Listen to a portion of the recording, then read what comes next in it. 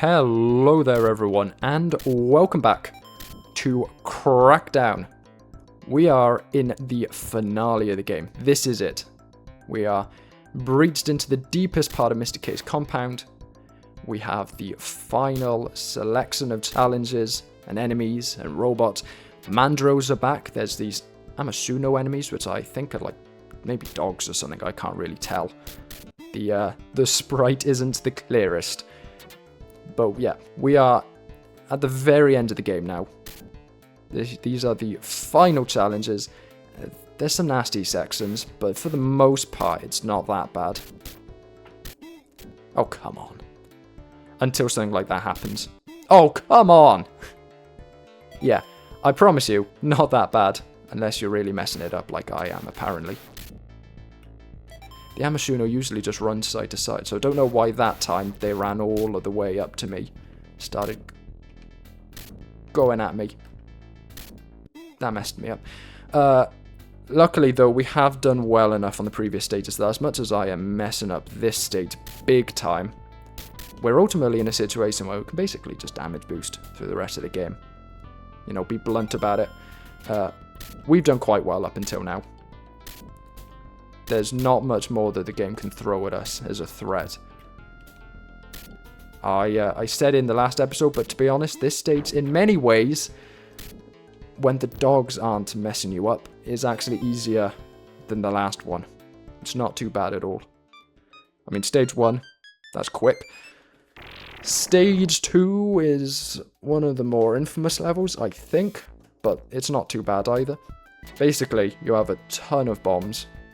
Basically, one in every single room in the level, I think. Yeah. As well as these slime enemies that come out. They can clip through walls. If you leave them for long enough, I think they become like standard enemies. They can engulf you. They're generally not that bad to deal with, honestly. Probably the biggest problem with them is that it can be a little bit unclear when they're attacking and when they're just coming towards you. I'd say that's the only real problem with them. Otherwise, they're pretty easy to deal with. But you might have just saw it in the corner of the screen there, but one of the enemies, one of the bubbles popped and out came an enemy. That's their kind of their main gimmick. After a while, they just turn into a normal enemy. Not that they're much threat, because usually they end up doing it while they're stuck in a room. So it's just like, well, alright, you do you. Now you're stuck there, what are you going to do against me? I'd honestly go so far to say it's one of the easier levels in the game. If you recognise that at this point you have more than enough ammo to deal with the rest of the game, so you're not being stingy, there's really no situation where they become overwhelming. Yeah, see, sometimes they can be a bit awkward with, okay, so you're attacking now, are you? And it's like, well, great, how was I supposed to know that? You just kind of stop moving for a moment. But usually they're pretty harmless. Oh, come on. Yeah, you might die once or twice because of something stupid like that, but I promise you, there are far worse levels out there, especially for a stage I think is pretty infamous. This stage is also another one that I think I've seen people mention a few times as being like, ooh, how do I get past this? I promise you, again, really simple, straightforward level. Just be quick on your toes. This early section is not too bad at all.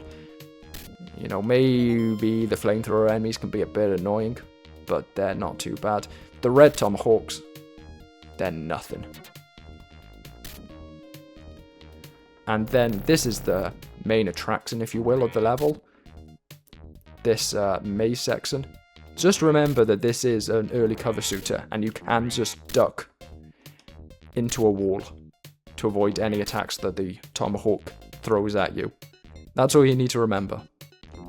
Just remember that ultimately, as long as you have quick reflexes and realise they're about to spawn in, and they give you plenty of warning because they do like a little chuckle before they actually fire out anything.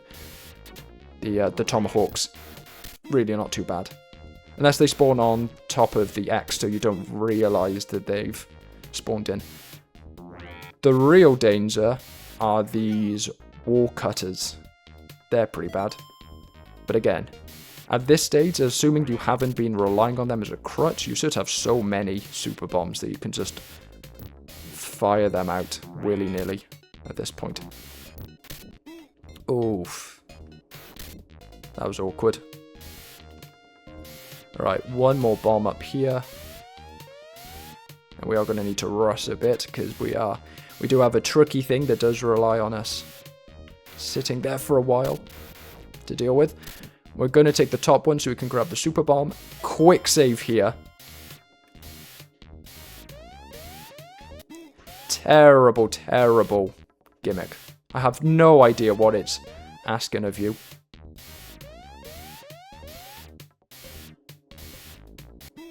Okay, so when we see that second time that the front is open, we're taking that as our opportunity to go and just run for it.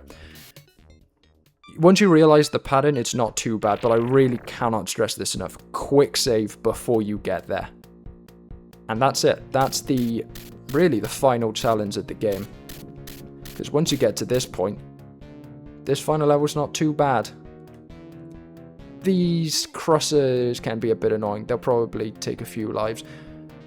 But once you get the timing done, they're not too bad. And again, we have so many lives and credits up at this point that we can afford at this stage to just, you know, sit there and take it. Please fight forward. There we are. Right, I'd say super bomb here. Again, you can get away with a lot here just by using a load of super bombs.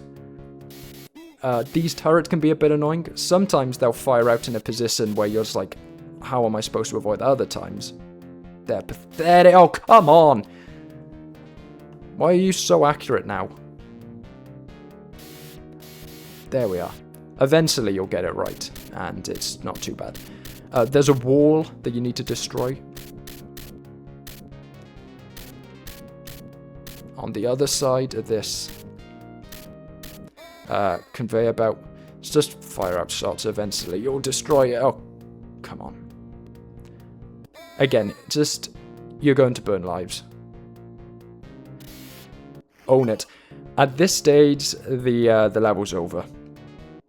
If you've been careful with your super bombs, Mr. K, the final boss fight, he'll send out 3 waves of these dizzy metal enemies, which are pretty annoying to deal with.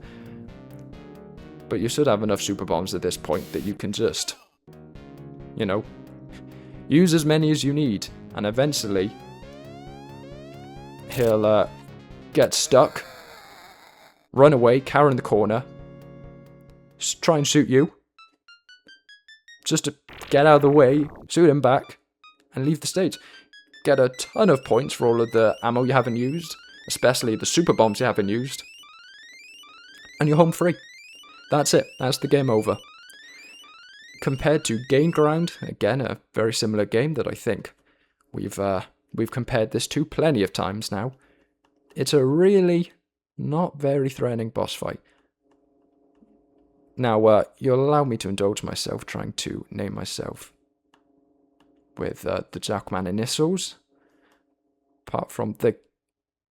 Okay, well, I guess we're just man now.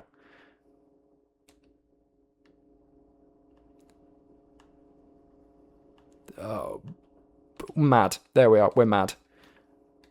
Can you just please let me put in my name, please?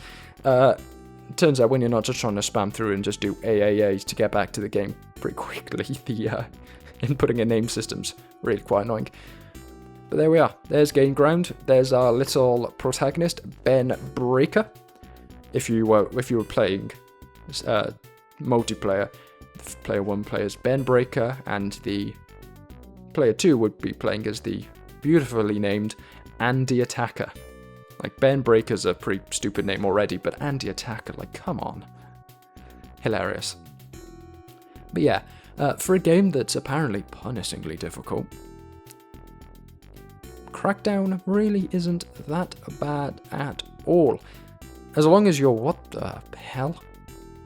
As long as you're willing to try and just use a couple of continues, it's not that bad. What the hell is this?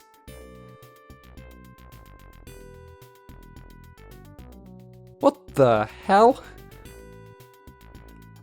Nothing about this came up anywhere in the rest of the game. What what was that? Yeah, that was pretty out of left field for the game. There hasn't really been anything like a giant desiccated demon corpse with a bunch of wires coming out of it in any other level. It's been pretty typical, you know, late 80s, early 90s sci-fi stuff, but wow, okay. Now certainly something. I mean, like, look at the introduction again. This is all of the story there is. Unless they're claiming that's the artificial life system, I don't know where that came from. But yeah. Sorry, getting it confused. Gainground again. Crackdown, similar to Gainground. If you liked it, you probably like this. I did like Gainground, so I also like this. Think I would say this is probably very slightly below that.